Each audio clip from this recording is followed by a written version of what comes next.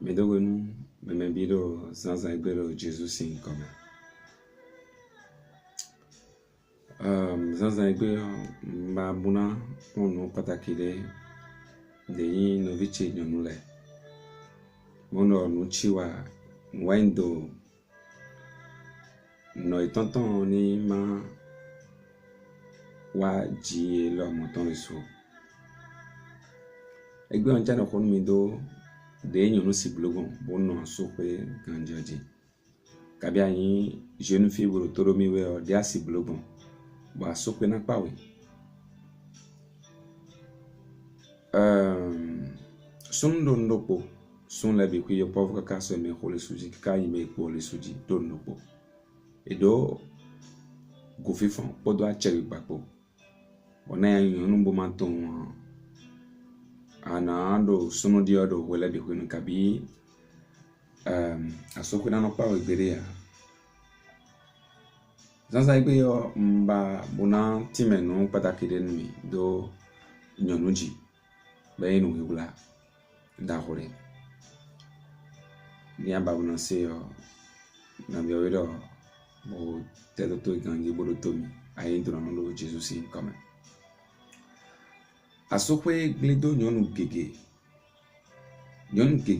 gosi ansokwe lo wende edo wen ameyan e montan debu boroto to de jiye o edo to no eton ugan to eton ni jeune fille bo anondo to no to e ugan o to yo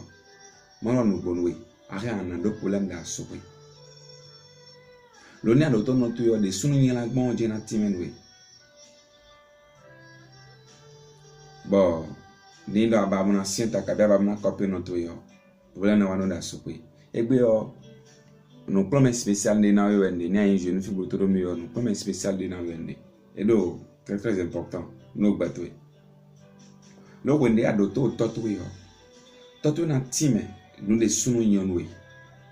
mais ni da zebo nto boroto no to na na time no sunu yin we ya mais ena do de sunu tafu gbon we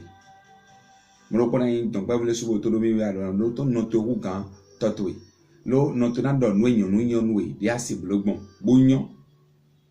dia si blogbon bo nyon na yin wan we dia si blogbon bo nyon na mo do asuda gbe mi da ni do ayin don pa vuo ma do no bon we edo important ba ndo to no to mais mi men jeune fille tra la mideleo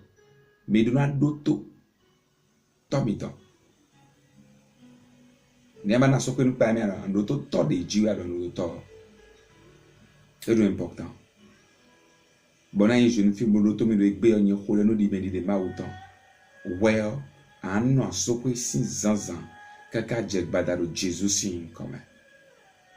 an no so ko sin zanzan kaka je gbadaro Jesus sin come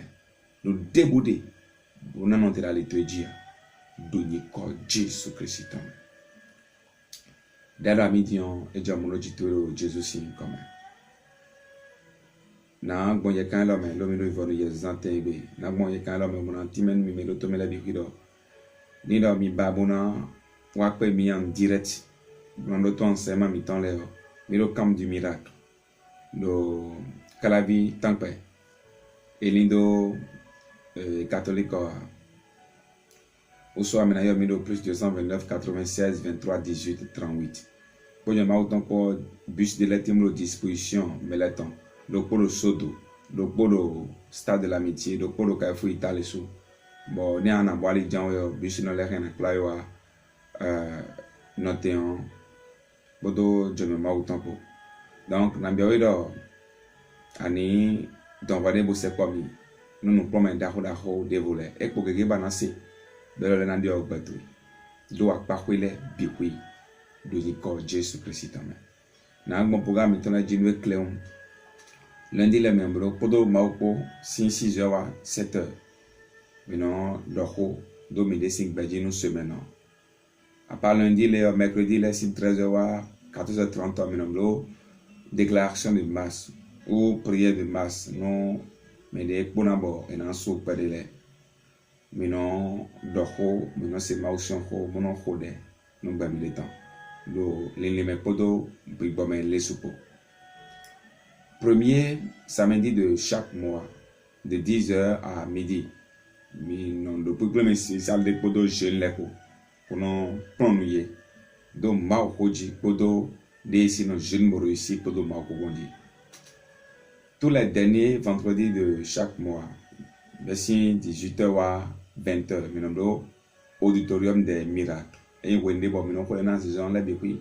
mais pousser mes tonnes, mais de problèmes témétémélés. Maintenant, nous témoignage maintenant page mettant Eli Fitinani YouTube dit ni non mi maintenant de mao toucher mes laissines bon gégé. Donc il y a un programme spécial les bon tous les derniers vendredis de chaque mois de 18h à 20h.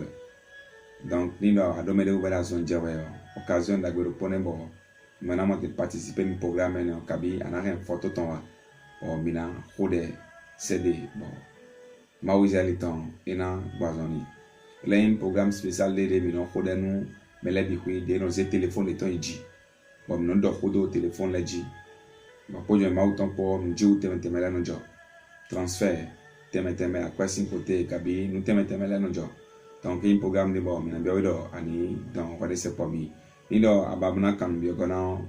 arena yo 96 23 18 38 96 23 18 38 ni Jésus Christ nous donne le procomitant. Amen. Shalom et whatever.